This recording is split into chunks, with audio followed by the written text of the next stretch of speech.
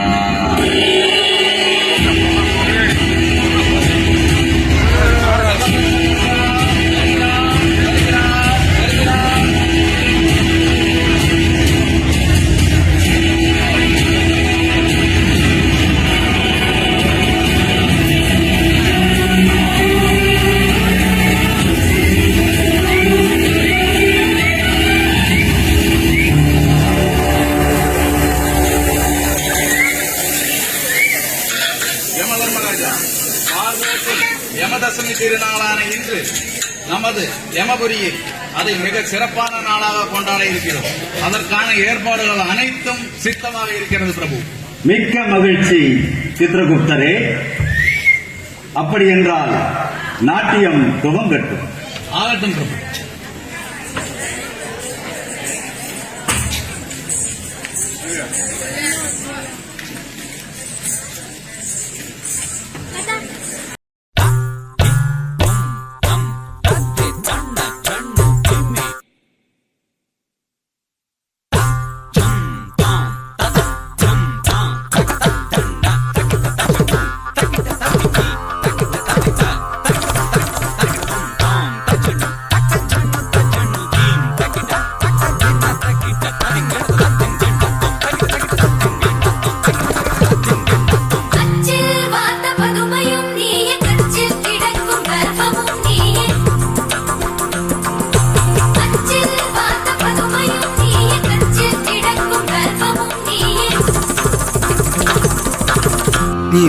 இன்னிசையளபடைய அமுதே இளமையின் நன்கொடையே.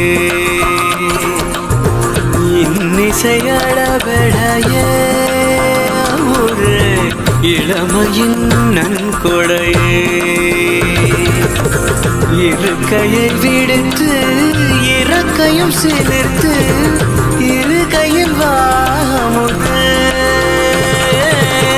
சலங்கைகள் ஒலிக்க சந்தங்கள் பிறக்க சதுரிடுவாமுதே அமுதே சதுரிடவாமுதே.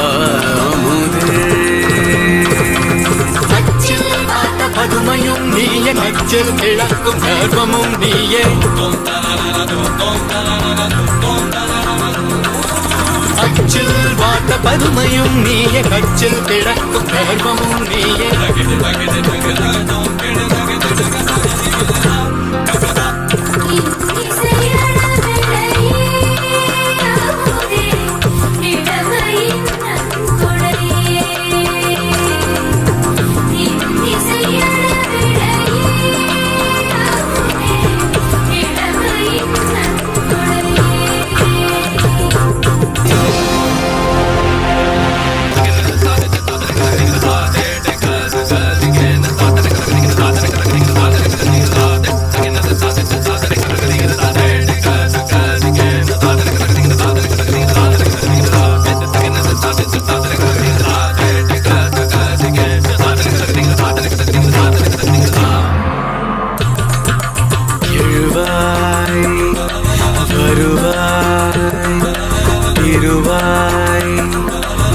வருவார் எழுவார் வருவார் திருவார் தருவார்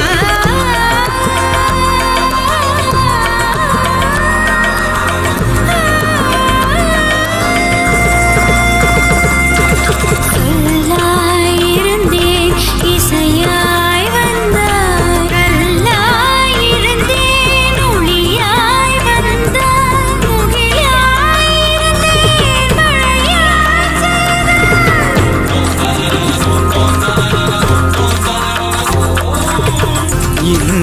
இன்னிசையளபடைய அமுதே இளமையின் நன்கொடையே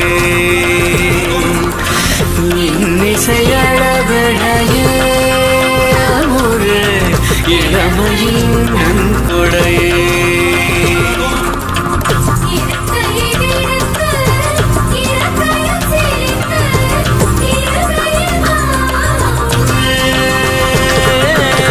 சலங்கைகள் ஒலிக்க சந்தங்கள் பிறக்க சதுரிடவாமுதே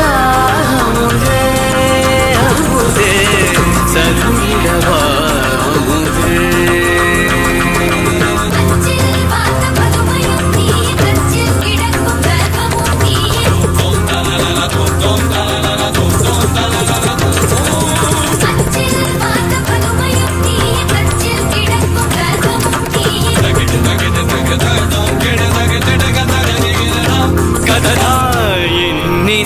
இன்னிசையளபடைய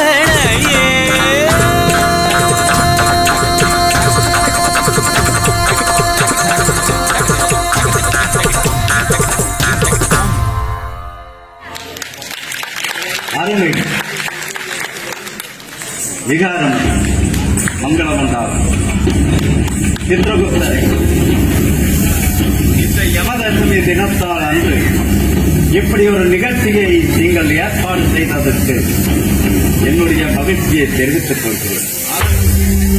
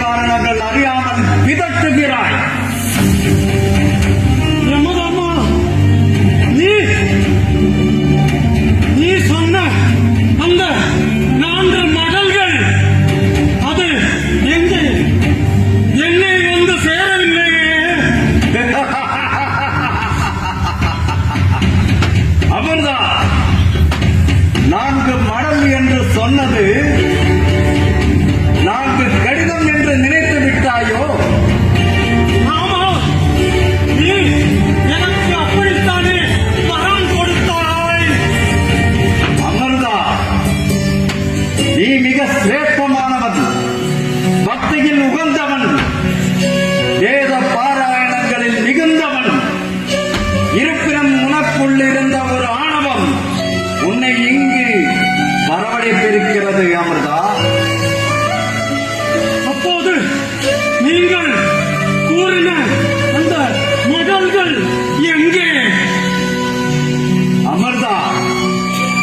நீ தவம் புரியும் பொழுது உன் மனப்பான்மை என்ன இருந்தது என்று எனக்கு நன்றாக தெரியும். என்னை நண்பனாக்கி சாகா வரத்தை பெறலாம் என்ற அதிமோகத்தால் என்னை நீ தவம் புரிந்தாய். அது மட்டுமின்றி நான் நண்பனாக்கினால் உன் உயிரை எடுக்க வரமாட்டேன் என்று நீ ஆணவத்துடன் ஏக்கம் கொண்டிருந்தாய். ஆமாம், பிரம்மா விஷ்ணு மகேஸ்வரனிடம் வரம் கேட்காமல் உன்னை தவம் புரிந்து நான் கேட்ட வரம் தானே அது. அமர்தா, உன் வரத்தின் தோரணை எனக்கு நன்றாக புரிந்துவிட்டது. சாகா வரம் என்பதுதான் உன்னுடைய நோக்கம் என்பதை நான் கண்டறிந்தேன். இறந்துவிட்ட எந்த ஒரு ஜீவனும் இறப்பதுதானே நியாயமானது. உனக்கு மட்டும் என்ன விதிவிலக்கா? அப்படி என்றால் நீ கொடுத்த வரம் நான் கொடுத்த வரத்தை பற்றி நீ ஆழமாக சிந்தித்தால், உன் உள் உணர்வுகளால் நீ அதை நேசித்தால் அதன் அர்த்தம் புரிந்திருக்கும். அமிர்தா, அத்தனை சிரேஷ்டமான பக்தி வயப்பட்ட நல்ல தர்மமுடைய உன்னுடைய மனதுக்குள் வந்த ஆணவந்தான். நான் நண்பன், உன் உயிரை எடுக்க வரமாட்டேன் என்கிற ஆணவத்தால் நீ செய்து கூட்டிய அக்கிரமங்கள் பூமியில் எத்தனை பேருக்கு சங்கடத்தை உருவாக்கி இருக்கிறது தெரியுமா? அந்த மடல்கள் என்னை வந்து சேரவில்லையே.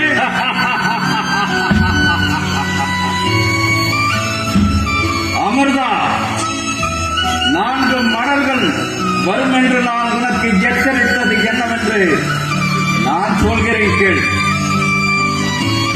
1வது மடல், ஜரானரை பாதித்து நீ வயோதிகனாகி விட்டது புரிந்து விட்டாயா? புரிந்து கொண்டேன். 2வது வரம் என்பது உன்னுடைய பற்கள் எல்லாம் புரிந்து போனதல்லவா? பிரபு, 3வது வரம் என்பது உன் தசைகளெல்லாம் சுற்றி துளிந்து வயோதிகனாகி பலத்தை இழந்து நடக்கும் பருவத்தை இழந்து கை கால்கள் எல்லாம் உனக்கு தசைகிரிந்து போய்விட்டதல்லவா? 4வது வரம், அதுதான் என்னுடைய கிங்கரர்கள் உன்னை இங்கு அழைத்து வந்திருக்கிறார். நீங்கள் கொடுத்த வரத்தில் இப்படிப்பட்ட புதிர்கள் இருப்பது எனக்கு தெரியாது. இந்த உலகத்தில் புராணங்கள் வேதங்கள் படித்த எனக்கு கூட இந்த மனித வாழ்க்கையின் புதிர்கள் புரியவில்லை.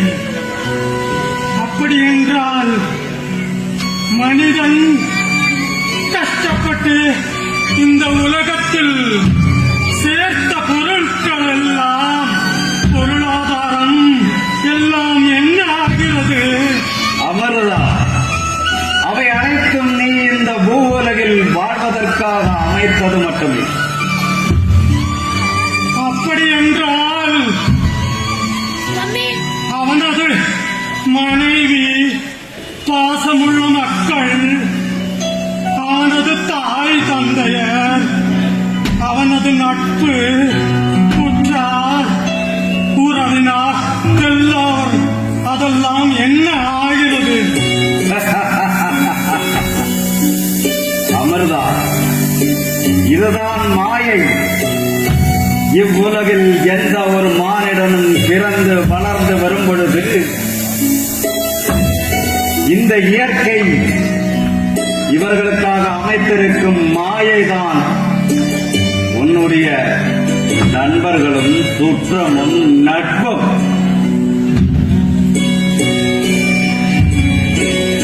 இந்த மானிடனின் உடல் அது என்ன ஆகிறது?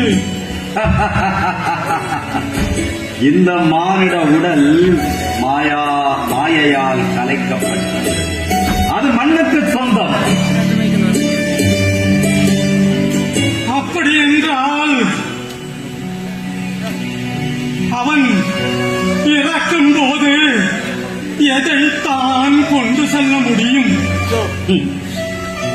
அமிர்தா, நீ செய்யும் நல்ல காரியங்கள், தர்ம பணிகள், மற்றவர்களை ஆனந்தப்படுத்தும் நொடிகள், நீ வாழ்ந்து கொண்டிருக்கும் ஒவ்வொரு நொடிகளும் உன்னுடன் வரும்.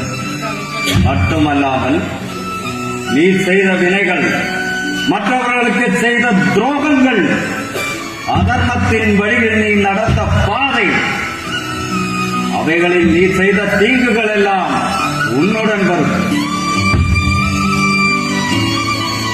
கடைசியாக மனிதனின் இறப்புக்கு பிறகு அவனது ஆத்மா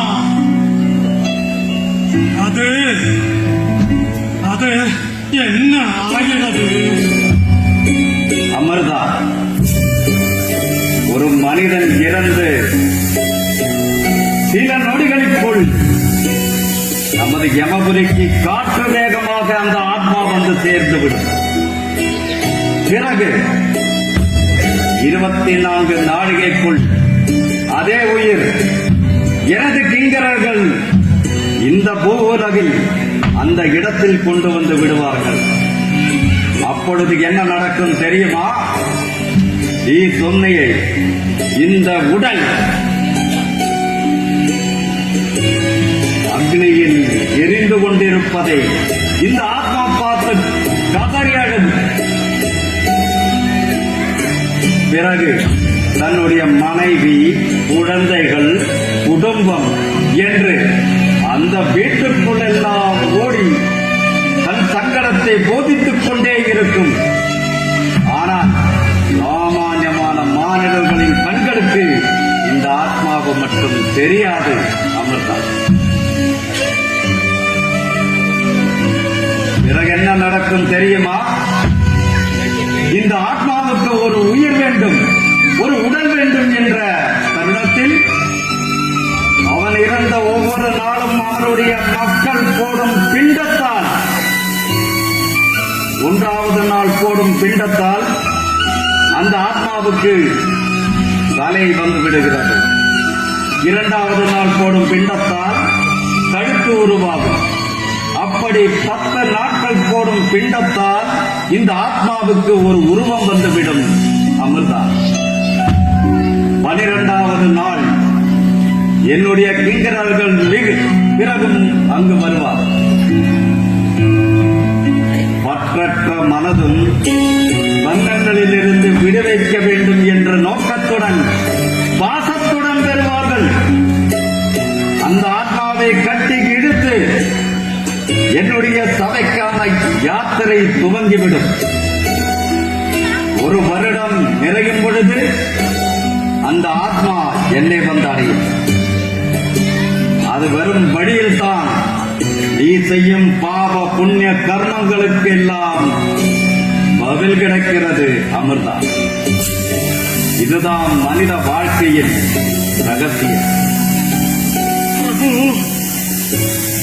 நான் செய்த தவறுகளை நான் உணர்ந்து கொண்டேன்.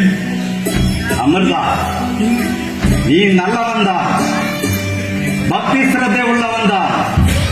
இருந்தாலும் நான் உன் உயிரை பறிக்க மாட்டேன் என்ற ஆணவத்துடன் நீ செய்து காட்டின அக்கிரமங்களுக்கு சிறிது நாளாவது நீ நரகத்தில் இருக்க வேண்டிய நிலைமை உள்ளது. கிங்கரர்களே, இவரை அழைத்து செல்லுங்கள். பிரபு, நமது வாழ்க்கையில், மனிதர்களின் வாழ்க்கையில் அவர்கள் வாழும் அந்த சொந்தம் என்று புரிய வைத்து விட்டீர்கள் பிரபு. ஒவ்வொரு மானிடனும் மனம் நிறைந்து வாழும் நாட்கள் எல்லாம் மற்றவர்களை மகிழ்விக்கவும் தான தர்மங்களில் ஈடுபடவும் நல்லவற்றையே கண்களால் பார்க்கும் மனதுடன் வாழ வேண்டும். பிறரை துரோகிக்காமல் பிறரை கண்ணீருக்கு ஆளாகாமல் இருக்கும் காலம் வரையில் அவன் எச்சரிக்கையாக இருக்க வேண்டும். மற்றபடி அவனுக்கு தேவை சொர்க்கம் என்று இருப்பான். சொர்க்கம் கிடைக்க வேண்டுமா? நப்பாசியுடன் செய்யும் வேலைகள் எல்லாம் அக்கிரமங்கள் அல்லவா? அதையெல்லாம் விடுத்து தர்ம காரியங்களில் ஈடுபட வேண்டும் என்பதுதான் இதனுடைய ரகசியம். கிங்கரர்களே, அவரை அழைத்து செல்லுங்கள்.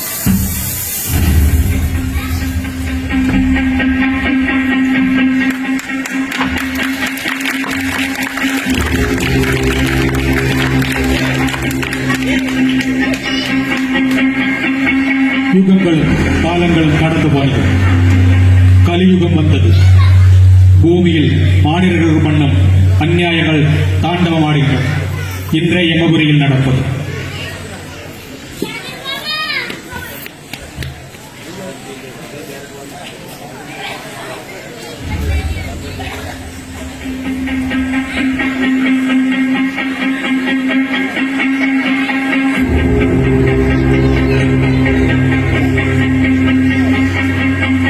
சித்ரகுப்தா, இந்த கலியுகத்தில் அக்கிரமங்களும் அநியாயங்களும் தலைவிரித்து ஆடிக்கொண்டிருக்கிறது. மனிதர்கள் தர்மங்களை மறந்து அவன் செய்யும் வினைகள் ஏராளமாகிவிட்டது. இன்றும் பூவுலகில் இருந்து மனித உயிர்களை நீ எடுத்து வந்திருக்கிறாயா? அவர்களை ஒவ்வொருத்தராக அழைத்துவிட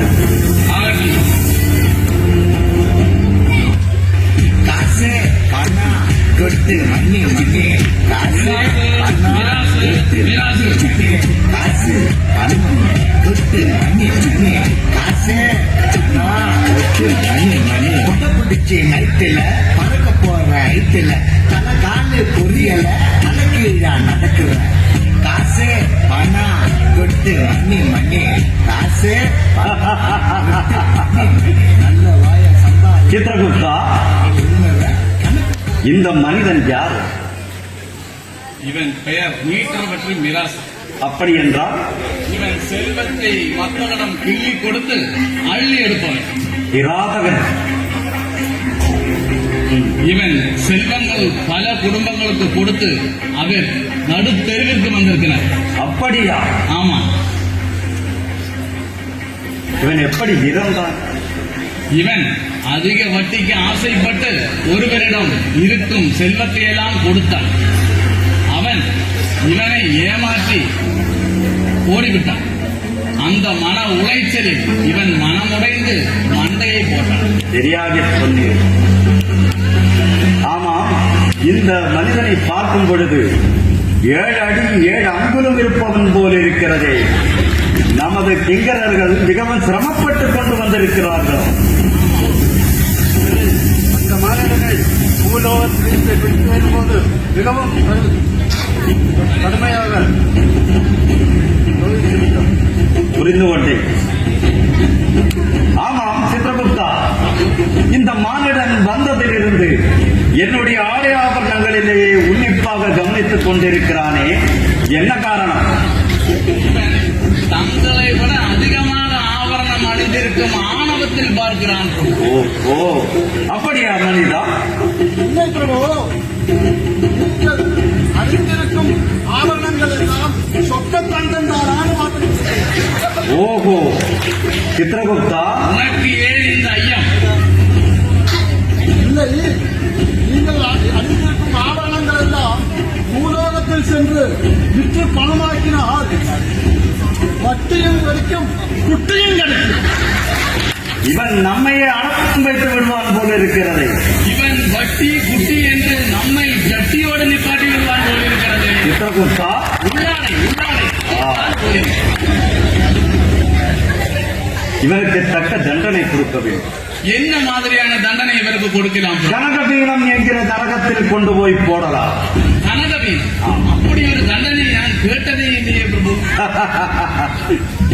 சித்திரகுப்தா, பிரபு, இந்த கலியுகத்தில் இப்படிப்பட்ட மனிதர்களுக்காக நான் அமைத்த நரகம் தான். அது எம்மாதிரியான தண்டனை பிரபு? கனகபீனம் என்றால் தங்கத்தை உருக்கி தண்ணீராக்கி இவன் வாய்வழியாக ஊற்றிக்கொண்டே இருக்க வேண்டும். பின்வழியாக வரும் வரை சரியான தண்டனை பிரபு. இவனுக்கு தண்டனை தேவைதான்.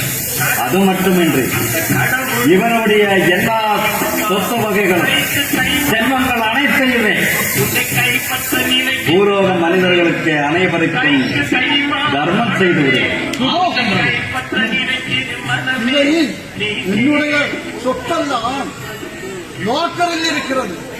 என்னோட பழைய பணமெல்லாம் கூகுள் பேயில் இருக்கிறது. என்ன சொல்லுகிறது? என்ன பாட்டி? அங்கே இருக்கட்டும், உன் தலையெழுத்தே என் பிடியில் இருக்கிறது. யார் அங்கே என்கிறாரே? இழுத்து செல்லுங்கள் இவரை.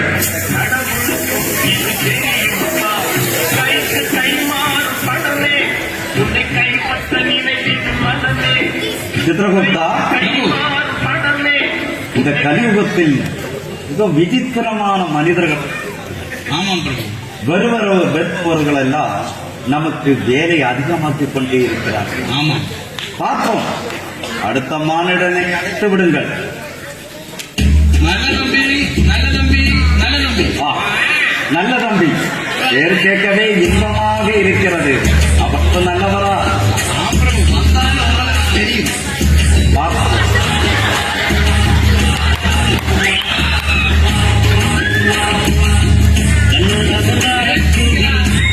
நான் விசுக்கி விசுக்கி வருகிறேன். நல்ல தடுக்கி விட்டதா? ஐயோ பிரபு, இங்க வந்தும் விஸ்கி என்கிறார் அவர், கல் என்கிறார் இவர்.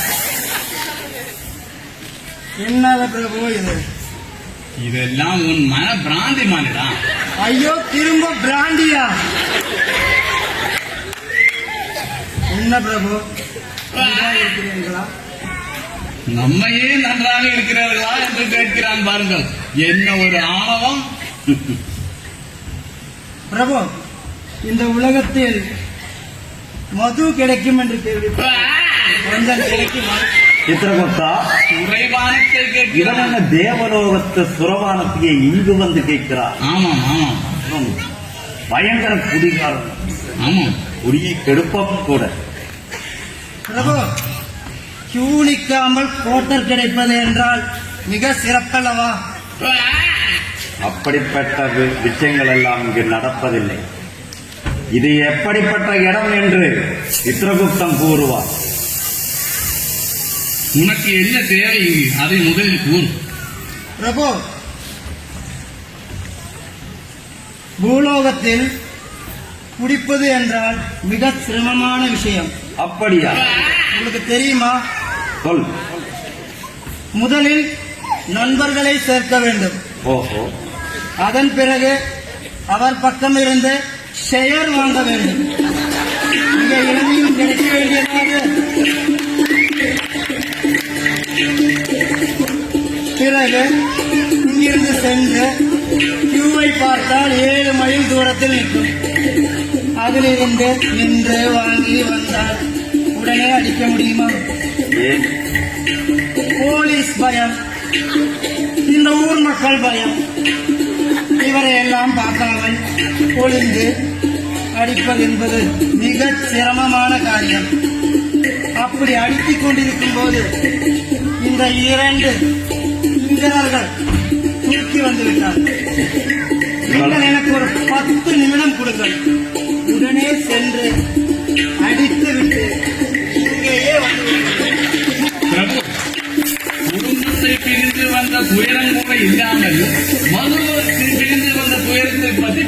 கொண்டிருக்கிறான் இவன். இப்படியெல்லாம் கஷ்டப்பட்டு துன்பப்பட்டு இந்த கர்மத்தை குடித்தே ஆக வேண்டுமா மனிதா? இவனுக்கு தக்க தண்டனை அளிக்க வேண்டும். எம்மாதிரியான தண்டனை இவனுக்கு கொடுக்கலாம் பிரபு?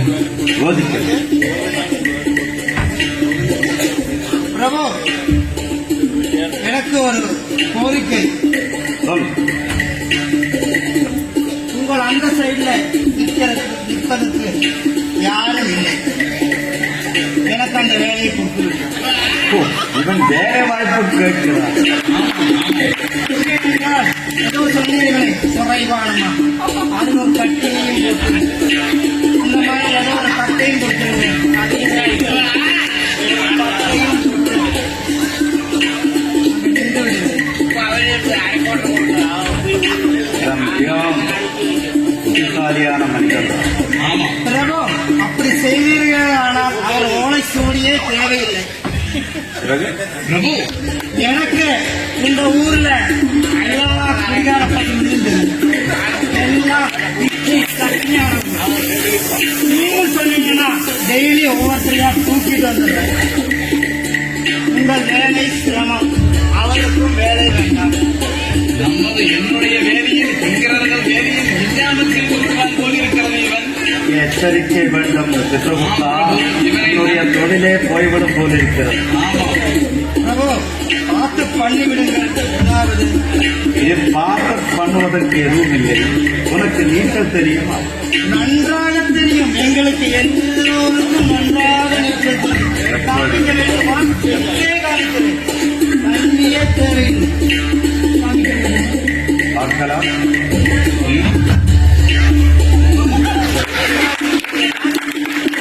என்கிறவர்களை இவனை இப்படியே தூக்கிச் சென்று வைதரணி நதியில் கொண்டு போய் போடுங்கள்.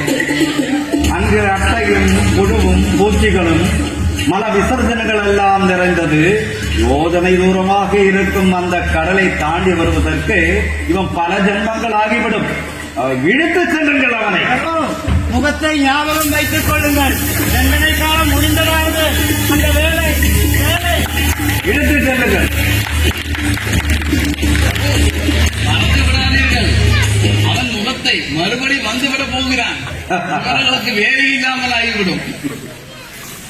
ஆம் சித்ரகுப்தா, பிரபு, என்ன விசித்திரமாக இருக்கிறது.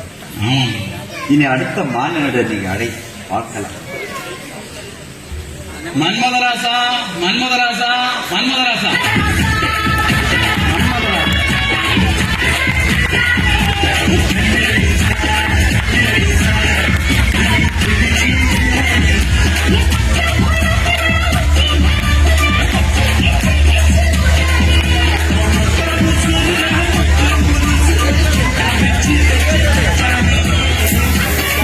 சித்ரகுப்தா, மன்மதராசா என்று பெயர் கேட்ட பொழுது நமது தேவலோகத்தில் இருக்கும் மன்மதனுடைய பேரக்குட்டி என்று இல்லை இல்லை, இவன் பல மன்மத லீலைகளை செய்து இங்கே வந்திருக்கிறான். அப்படியா? இளமானிடா, இவன் பெயர் மல்லிவடி மைனர். மன்மதராசா என்றால்தான் ஊரில் தெரியும். மல்லிகை வாசம் வரும்போதே எனக்கு புரிகிறது. நான் 30 வருடமாக இந்த ஈரச் செயல்களை செய்து கொண்டிருக்கிறேன். பூலோக மாந்தவர்கள் யாருக்கும் தெரியாமல் தாங்கள் எப்படி இதை கண்டுபிடித்தீர்கள்? மிகச் சுலபம்.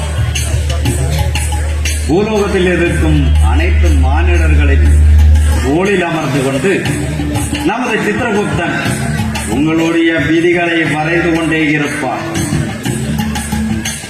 அப்போது நான் காணவில்லையே இருப்பது. சாதாரணமாக இப்படிப்பட்ட மனித ஜென்மங்களுக்கு இது தென்படாது. அதாவது ஒளிந்திருந்து பார்த்திருக்கிறான், அப்படித்தானே? ஒளிந்திருந்து பார்த்திருக்கிறார், அப்படித்தானே? அப்படி சொல்லலாம்.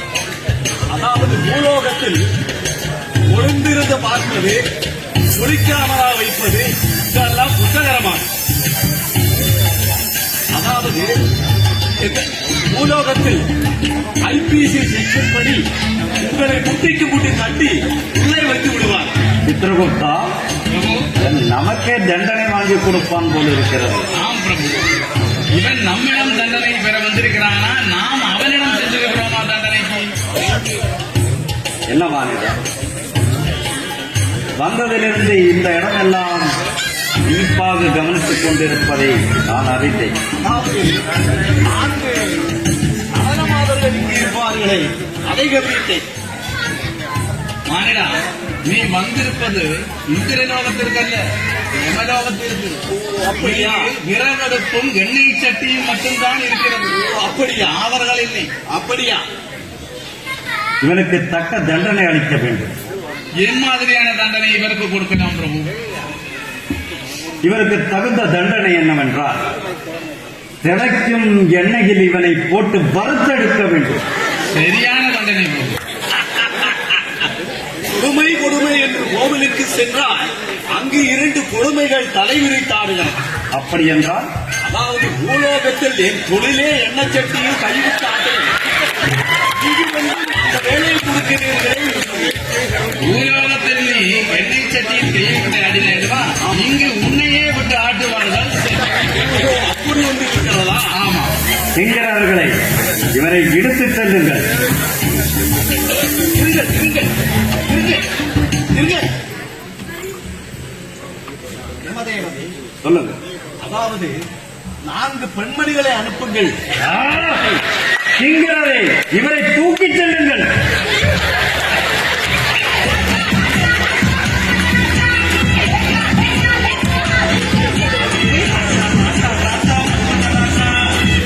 சித்ரகுப்தா, பிரபு, அடுத்த மானிடன் யாரோ? பிரபு, அடுத்த மானிடன் கொண்டு வரவில்லை. அவன் பூமியில் இருக்கிறான். அவன் மிக சிறந்த தேவி பக்தன். அவனை பிடிக்க வேண்டும் என்றால் தாங்களும் வர வேண்டும். ஆ, அந்த பக்தன் அல்லவா? ஆமாம். அவன் சிறந்த தேவி பக்தனாயிற்று. அதுவும் அல்லாமல் பூர்ணமான தர்ம காரியங்களில் ஈடுபாடு உள்ளவன். ஆம் பிரபு. சௌமியமான சுபாவத்தை உடைய, மற்றவர்களுக்கு தீங்கு நினையாது. அதோ அந்த தேவியின் கோவில் வளாகத்தில் அவன் பாடிக்கொண்டிருக்கிறான். ஆம் பிரபு. சமயம் பார்த்து அவன் உயிரை பறித்து வரலாம். ஆகட்டும் பிரபு. என்னவென்றால், அவனுக்கு நம் விதிப்படி உள்ளது அல்பாயுசு மட்டும்தான். நேரம் நெருங்கிவிட்டது போல் இருக்கிறது. நமக்கு பூலோகத்தில் சென்று அவன் உயிரை பறிக்கலாம். நமக்கு இந்த நேரத்திலே சொல்லும்போது நம்மளை யாரும் சித்ரகுப்தா, சாதாரண மானிடருக்கு நம்மை தெரியாது. நம்மளுடைய உருவத்தை பார்க்கும் சக்தி அவர்களுக்கு கிடையாது. இப்போதே சென்று விடலாம். ஆகட்டும் பிரபு. பாருங்கள். ஆகட்டும்.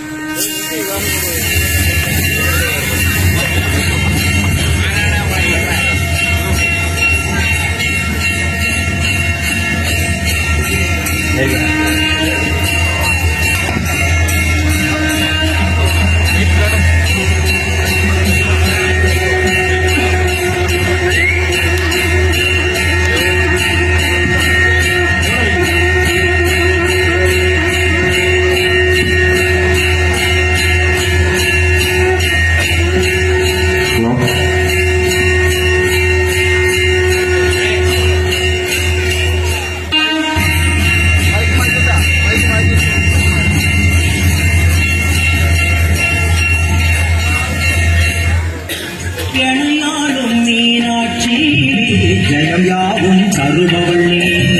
உனையாளும் சொக்கனுடன் வலம் வந்தாய் தேரேறி. பல கோடி பேர் உனக்கு சொல்லாத நாததற்கு பல பிறவி எடுத்தாலும் நினையாத உடலதற்கு.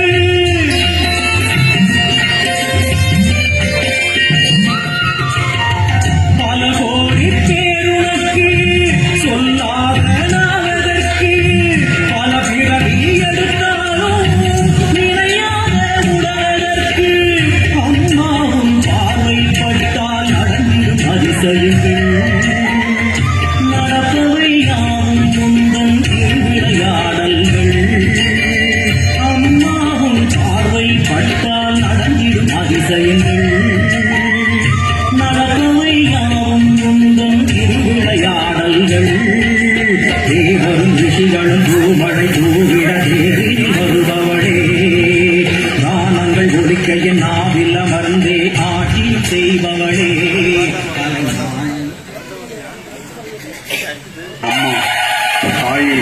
மகாமாயி, இந்த ஊரை காப்பாத்து தாயே. இந்த ஊரிலே பஞ்சம், பட்டினி, வறுமை, வெள்ளாமை நாசமாக இருக்கின்றது. எங்க பார்த்தாலும் செண்டை சஞ்சரவாகவும் இருக்கின்றது. குடும்பங்களிலே நிம்மதியே இல்லை. ஊர் மக்கள் ஊர் விட்டு போயிட்டே இருக்காங்க. நீதான் தாயே, உன்னை நம்பி இருக்கும் ஊர் மக்களுக்கு நீதான் தேவி சரணமாக வேண்டும். அம்மா தாயே.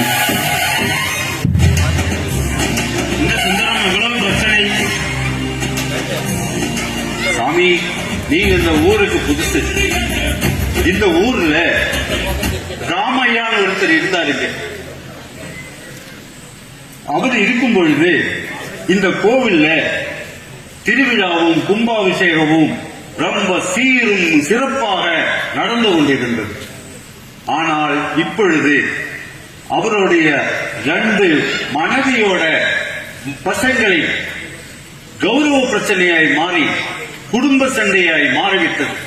அதுல ஒரு சிறுவன் இந்த பிரச்சனையிலே கையை இழந்து விட்டான். அவன் ரொம்ப கோபக்காரன்.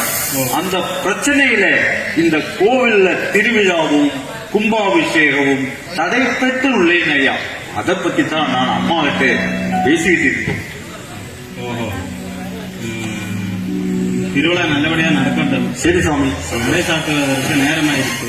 சரி, இங்க அப்புறம் பேசிக்க. சரி சாமி. நல்லபடியா சாமியை பிரார்த்தனை பண்ணி. சரி, பண்ணிக்கலாம். எப்படியோ திருவிழா நடக்கும், அவ்வளவுதான். ஓகே.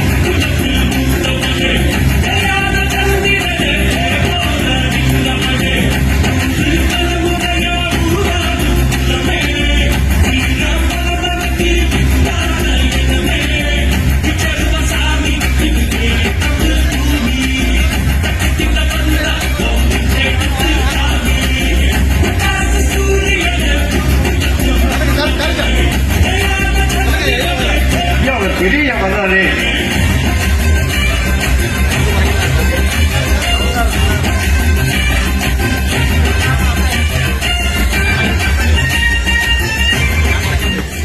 ஐயா வணக்கம். ஐயா வணக்கம். சுந்தரம். வணக்கம். சுந்தரம் வணக்கம். யாருக்கு பேசிட்டு சுந்தரம்? புது பூசாரி கிட்ட தான் பேசிட்டு இருந்தோம். எதை பத்தி பேசிட்டு இருந்த சுந்தரம்?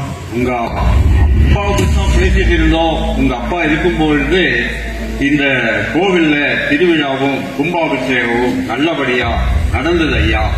ஆனால் இனிமேல் நீங்க தான் அதை எப்படியாவது நல்லபடியா பண்ணணும். உங்க தம்பிகிட்ட எல்லாம் பேசி இந்த திருவிழா நீங்க நடத்த வேணும். அதுதான் என்னுடைய ஆசை. அதுதான் ஐயா. அப்பா இருக்கும்போது சிறப்பா நடந்தது. ஆமா. அப்பா இறந்த பின்ன முதல்ல திருவிழா நடத்துறது நானு. அதனால திருவிழாவை பண்ணலாம். ஆனா முதல் மரியாதை எனக்கு தான் கிடைக்கும். என்ன சுந்தரம், மாநகரில் பெரியவருக்கு தானே ஒருவரே கொடுப்பது வழக்கம். தெரியாதா? சரிங்க. சுந்தரம், நீ பாட்டு சவுண்டு கூட பாட்டு போடுறியா? சின்னையா வராது. ஏழை இமயமல இந்த ஊரு சாமி மல 8 தசை நடுங்க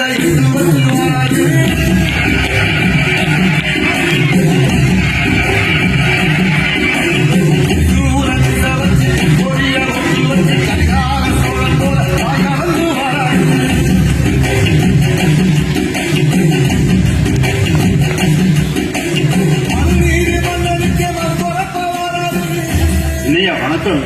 சுந்தரம், ஆ, வீட்டுல சௌக்கியமா? சௌக்கியமா இருக்குங்க. நல்லா இருக்கீங்க. நமக்கு இங்க என்ன வேலை? சின்னையா சின்னவனாவது வெங்காயமாவது வா சுந்தரம். என்னையா பேசிட்ட? வழக்கம் போல திருவிழா பற்றி தான் பேசிட்டு இருந்தோம். திருவிழா நடக்கட்டுமே, யார் நடக்க வேண்டாம்னா? சரிங்க. அந்த ஒரு கோரிக்கை ஊர் மக்கள் கருத்துங்க. அது சொல்லுங்க. நீங்க இந்த அம்மன் திருவிழாவுக்கு முகூர்த்த கால் நாட்டுங்கோ. உங்க அண்ணன் பரிவட்டம் எடுக்கட்டுமே.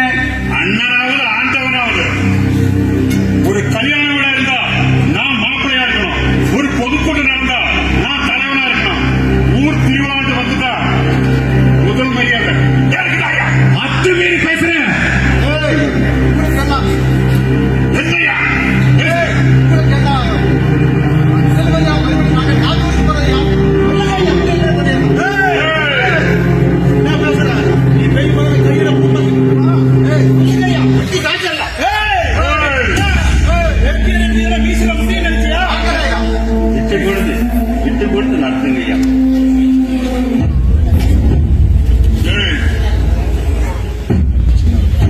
விட்டுக்கொண்டு நடத்துங்க ஐயா.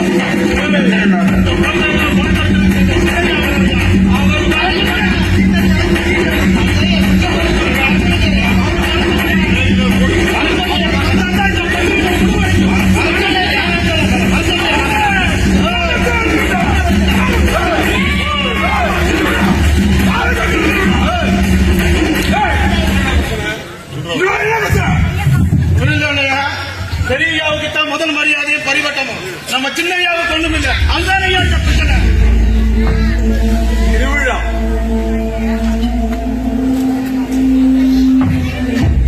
திருவிழா யாருக்கு திருவிழா? யாரு நடத்துறது திருவிழா? யாரு முடிவெடுப்பது? எல்லாம் இந்த சிந்தனை தானே.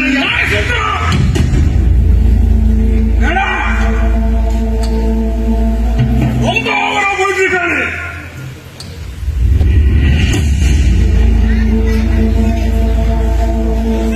எங்கள் அப்பா இந்த திருவிழாவை மட்டும்தான் உனக்கு அதிகாரத்தை இருக்கா?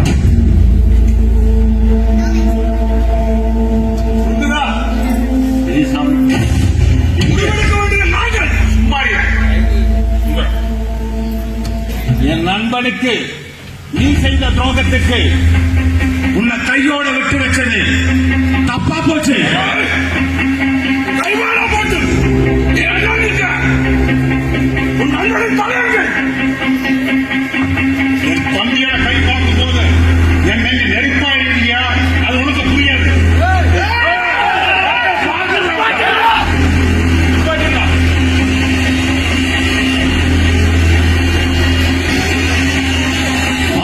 பேசிட்டு இருக்கிறீங்க, என்ன நினைச்சிட்டு இருக்கிறீங்க?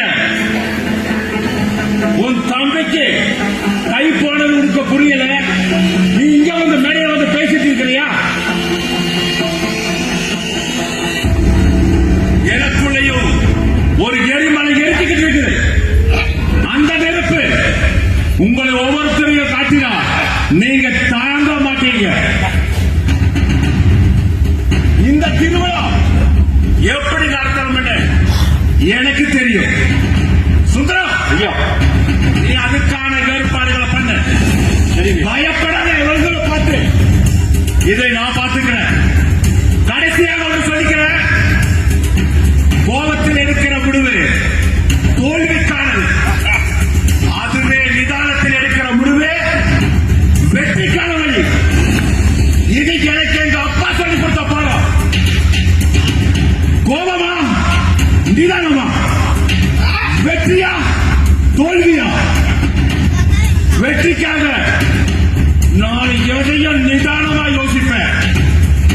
யோசித்து முடிவெடுங்க. சுந்தரம், இவங்களை முடிவெடுக்க வேண்டியது நீ சொல்லி அவங்களுக்கு புரியவை. நான் வருகிறேன். திருவிழா எப்படி பயப்படாம நடத்தலாம், நான் உங்களோட இருக்கிறேன். வர்றேன். ஐயா, உங்க அப்பா சொல்லி கொடுத்ததுதான் அவரு சொல்லிட்டு போறாரு. சுந்தரா, நீ கோயில்ல மணி அடிக்கும் போது கரெக்டா அடிக்கியா? ஒரு பக்கம் சாயி அடிக்கிற. நான் யார் பக்கம் இல்லை ஐயா, நான் அம்மா பக்கம் தான் இருக்கேன். பாதுகாப்பாக இருக்கிற நீ எந்த பக்கம் அடிக்கிறேன்னு எனக்கு தெரியும். எனக்கு இந்த திருவிழா நடக்கணும், அதுதான் என் ஆசை. அதற்காக நாளைக்கு அம்மனுக்கு சங்காபிஷேகம் வேண்டிக்கிட்டு இருக்கிறேன். நீங்களும் வந்து கலந்துங்க ஐயா. நான் வருகிறேன் ஐயா, வருகிறேன்.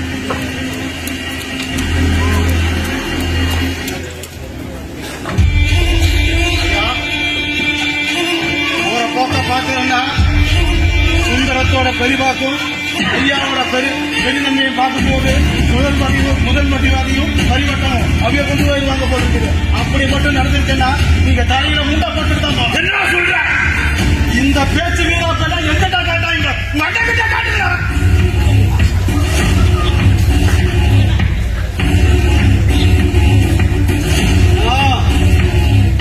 இப்ப சொல்லுங்க, இந்த சுந்தரத்தையும் செல்வாக்கையும் இப்ப முடிச்சுங்க.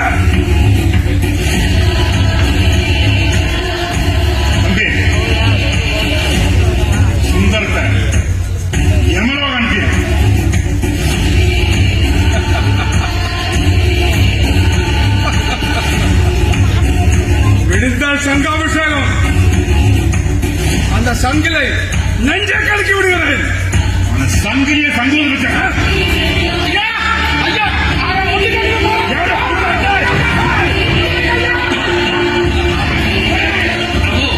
உங்கள் வேலையை தொடங்கி விட்டீர்கள் போலிருக்கிறது. ஆம், இன்னும் சில நொடிகளுக்குள் அவனின் உயிரை பறித்து விடுவோம். ஆகட்டும்.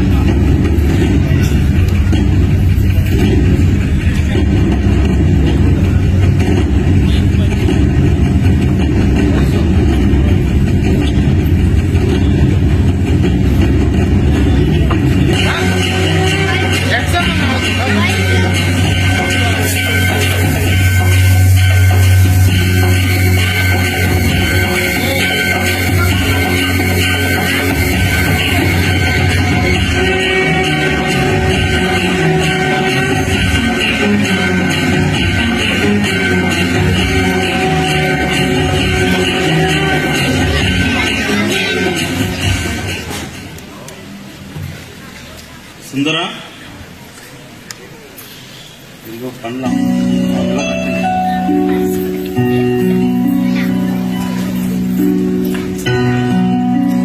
திருவிழாப்பட்டி சுந்தரத்தை பேசணும். பூஜை வேற நடக்குது.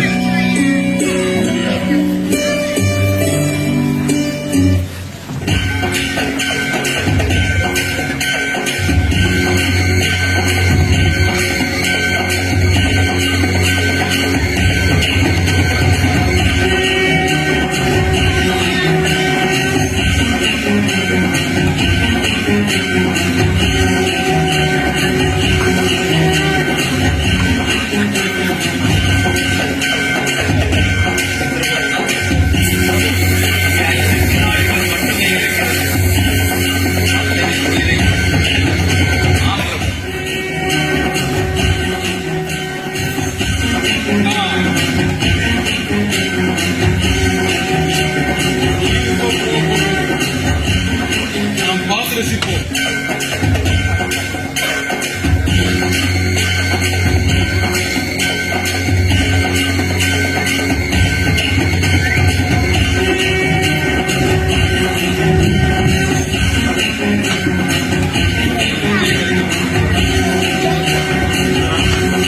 நீங்க சொன்ன மாதிரி சங்காபிஷேகம் பண்ணியிருக்கிறேன். ஊர் நன்மைக்காக. சரிங்க. நீங்கள் தீர்த்தம் வாங்கி நல்லா சாமியை பிரார்த்தனை பண்ணிருக்கீங்க. சரி, திருவிழா நல்லபடியா நடக்கட்டும். சரிங்க.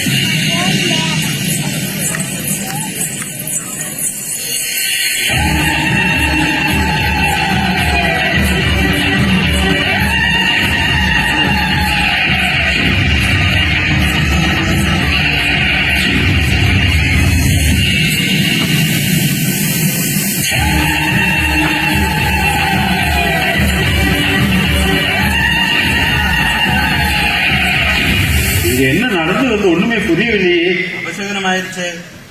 ஐயோ, என்னது என்ன ஆச்சு இப்போ?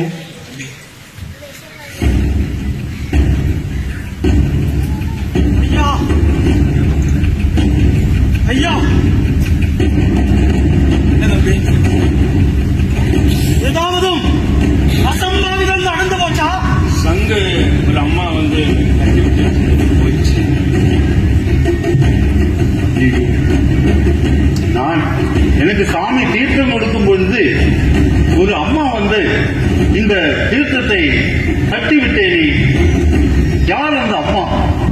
நான் இந்த ஊர்ல பார்த்ததே இல்லையே. என்ன ஆச்சு? அது வேற யாரும் இல்ல, பராசக்தி உருவமாறு வந்து உங்களை காப்பாத்தி இருக்குது. அது உனக்கு புரியலையா சுந்தரம்? ஐயா, அந்த சங்கு என்ன ஆகுது? ஐயா, உங்களுக்கு புரியலைங்களா? அந்த சங்கில சின்னவரா சின்னையாவும் சேர்ந்து பேசத்தான் வச்சுட்டாங்க. அவங்க என்ன திருத்தவில்லையா? அந்த தட்டி விட்ட அம்மா யாரு? அவரை இந்த உலகத்துல இந்த ஊர்லயே நான் பார்த்ததே கிடையாது. அவர் முகத்துல ஒரு தெய்வீக ஒளி இருந்தது. ஆமா சுந்தரம், இந்த அம்மன் தான் உன்னை வந்து காப்பாத்தி இருக்குது. அது உனக்கு புரியலையா சுந்தரம்? அம்மா,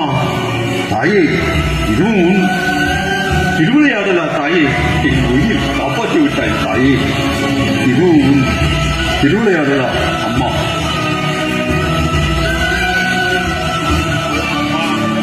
அகிலாண்டேஸ்வரி, ஆதிபராசக்தி, அன்னபூர்ணேஸ்வரி, தாயே, என்னை இந்த சிறுவனை மன்னித்து விடு தாயே. உன்னுடைய காட்சியை நான் நேரடில் பார்த்துட்டேன் அம்மா. இந்த சிறுவனை மன்னித்து அருள்வாய் தாயே பராசக்தி. ஐயா, இவங்க ரெண்டு பேரையும் சும்மா விடாதீங்க ஐயா. இவங்க செஞ்சது தப்புதான் தம்பி. ஆனா சுந்தரமும் அம்மாவும் இவங்களை மன்னிச்சு விட்டு இனி நாம இவங்க தப்புகளை உணர்ந்துட்டாங்க. இவங்க தப்புகளை உணர்ந்தவர்களை நாம தண்டிக்கிறது சரியில்லையே. ஆமா ஐயா, உங்க மனசும் மாறிவிட்டது, மன்னிப்பும் கேட்டுவிட்டது. இனி நீங்களே அடுத்தது வழி பாருங்க ஐயா. சுந்தரம், இந்த பரிவட்டத்துக்கு தானே இவ்வளவும் சண்டை? ஆமாங்க, இந்த பரிவட்டம் என் தம்பிக்கு கொடுத்து விடுங்கள். சந்தோஷம்.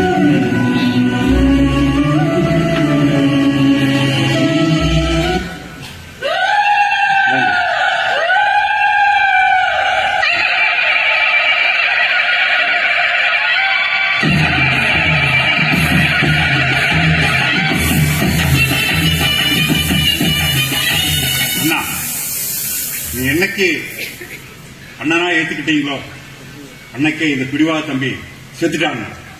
நீ உங்களுக்கு ஒரு நல்ல தம்பியா நான் இருக்கிறேன். இந்த பரிவட்டமோ மரியாதையோ இதெல்லாம் உங்களுக்கு தானே சொந்தம். அப்படியா தம்பி?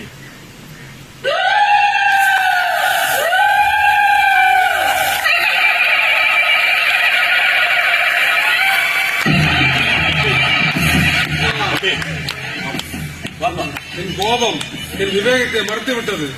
தாயே, என்னை மன்னித்து விடவும். தம்பி வா.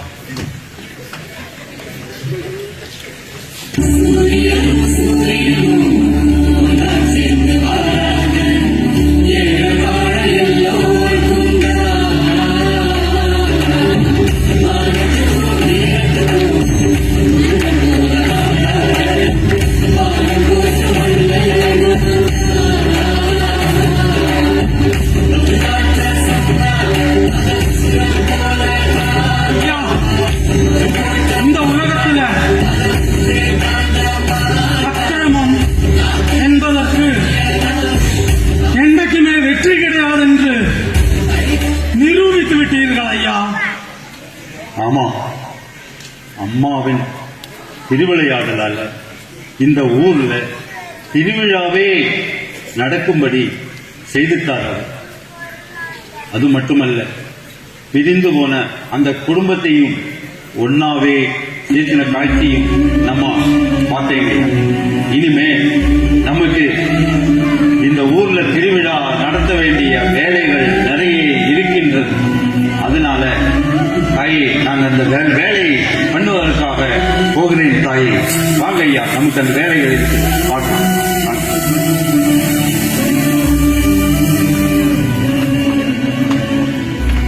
சித்திரகுப்தா, பிரபு, என்ன மாயம் இது? என்ன இங்கு நடந்தது? நம்மளுடைய கடமைகளை செய்ய முடியாமல் கையை கட்டி போட்டு விட்டது போல இருக்கிறது. ஆமாம் பிரபு. இப்படி ஒரு தவறு என்றுமே நமக்கு நடந்ததில்லை. அன்று சத்யவானின் உயிருக்காக தியாகம் செய்த சாவித்திரி, மிருகுண்டுவின் மகனான மார்க்கண்டேயனுடைய சிரஞ்சீவி வாழ்க்கைக்காக நடந்த தருணமும் நம்மை இப்போது ஞாபகத்தில் கொண்டு வர செய்கிறது.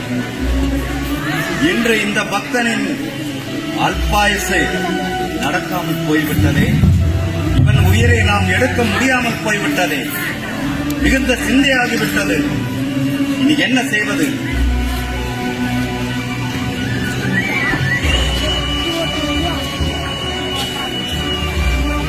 இவன் மிகுந்த தேவி பக்தன் என்பது நமக்கு தெரிந்த விஷயம்தான். இருந்தாலும் உயிர் போகும் இத்தருணத்தில் ஏதோ ஒரு மாயம் நடந்திருக்கிறது. ஆமாம், தேவியின் திருவிளையாடல் ஆயிருக்கலாமோ?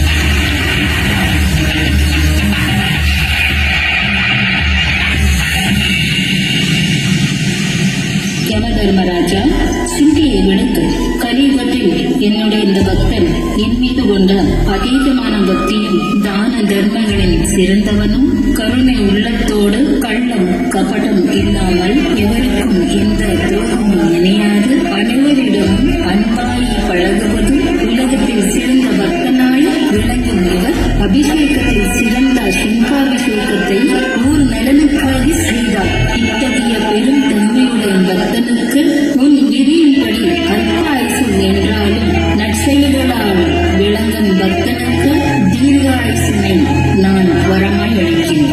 மேலும் தெய்வீக பணிகளும் நலம் சார்ந்த பல நல்ல காரியங்களும் இந்த பூலோகத்தில் ஆற்றியிருக்கிறார்.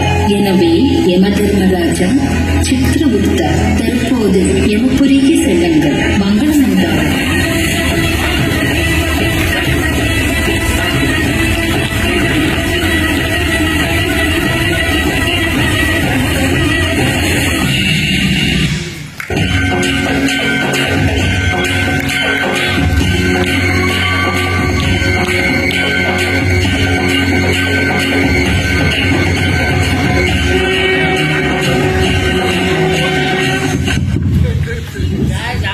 പരിവട്ടം നാടകം സമാപ്തിയായി.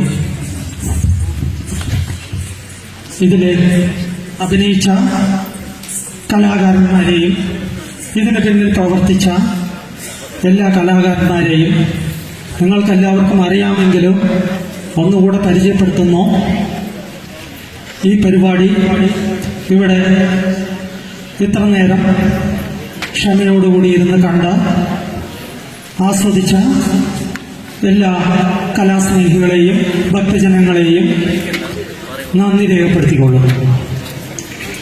ആദ്യമായി പരിവട്ടം നാടകം സംവിധാനം ചെയ്തത് ഗോപാലകൃഷ്ണൻ, സതീഷ്, തിരക്കഥ മഹേഷ്, സതീഷ്. ഇതിന്റെ മ്യൂസിക് അവതരിപ്പിച്ചിരിക്കുന്നത് ശ്രീ സതീഷ് അണ്ണാമല അവർകളാണ്. ഓരോ കഥാപാത്രങ്ങളെയായി ഈ വേദിയിലേക്ക് സ്വാഗതം ചെയ്തുകൊള്ളുന്നു. ചിത്രഗുപ്തനായി വേഷമിട്ടത് ബാബു. എല്ലാവരും ഒരു കയ്യടി കൊടുക്കണമെന്ന് അഭ്യർത്ഥിക്കുന്നു. അടുത്തതായി പൂജാരിയായി വേഷമിട്ടത് നമ്മുടെ മാരിമുത്തു. യമന്റെ 2 കൈകളായി നിന്ന് പ്രവർത്തിച്ച യമകിങ്കരന്മാരായി വേഷപ്പകർച്ചയിൽ വന്നത് ഗോകുലൻ, സെന്തിൽകുമാർ. മിട്ടാമിരാസായി തന്റെ ആദ്യ സ്റ്റേജാണെന്നുള്ള ഒരു പരിഭവം കാണിക്കാതെ വന്ന ശ്രീ ശരവണേട്ടനെ. അടുത്തതായി നമ്മളുടെ നാടകങ്ങളിൽ സ്ഥിരപരിചിത മുഖമായ മുരുകേശന്. അടുത്തത് ഈ നാടകത്തിൽ ഒരു ശിങ്കിടിയായി കയ്യാളായി നിന്ന ശേഖരട്ടൻ. ഈ നാടകത്തിലെ കേന്ദ്ര കഥാപാത്രങ്ങളിൽ ഒരാളായ ശ്രീ ഷൺമുഖട്ടൻ. അടുത്ത പെരിയായാവായി തകർത്തഭിനയിച്ച ശ്രീ സെന്തിൽകുമാർ. അടുത്തതായി തങ്കതുരയായി അഭിനയിച്ച ശ്രീ നടരാജൻ. വളരെ തന്മയത്വത്തോടുകൂടി കോമഡി അവതരിപ്പിച്ച ശ്രീ ശശികുമാർ. അടുത്തതായി തന്റെ കൈ നഷ്ടപ്പെട്ടതായി നമ്മളെല്ലാവരെയും ഞെട്ടിച്ച സുഭാഷേട്ടൻ.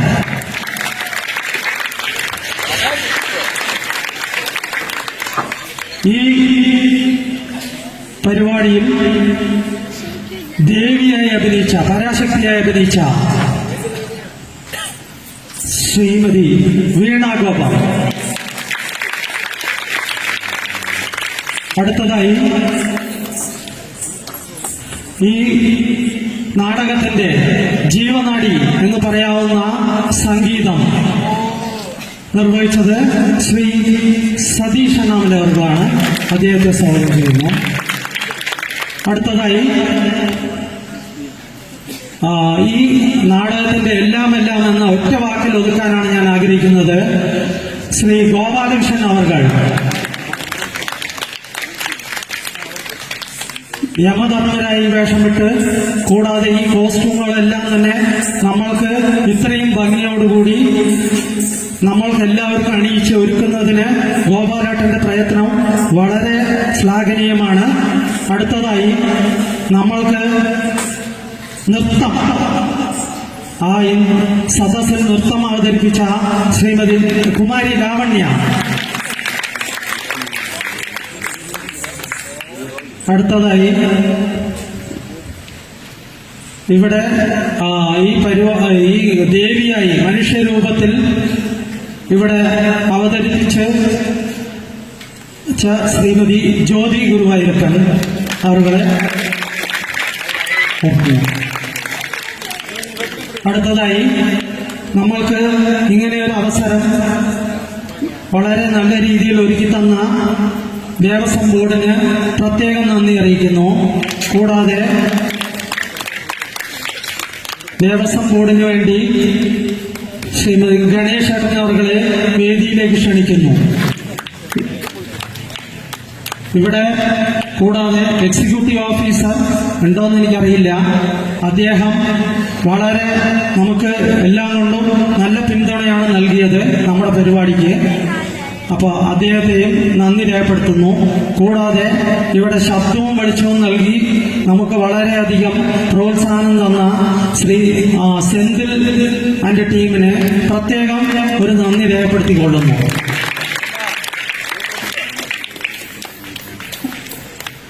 കലാകാരന്മാരുടെ ഭാഗത്തു നിന്നും നമുക്ക് നല്ല പിന്തുണയേകിയ ദേവസ്വം ബോർഡിന് ഒരു ഉപഹാരം നൽകുന്നതിന് വേണ്ടി, അതിന്റെ കൈപ്പറ്റുന്നതിന് വേണ്ടി അതിന്റെ ചെയർമാൻ അവരെ ക്ഷണിച്ചുകൊള്ളുന്നു.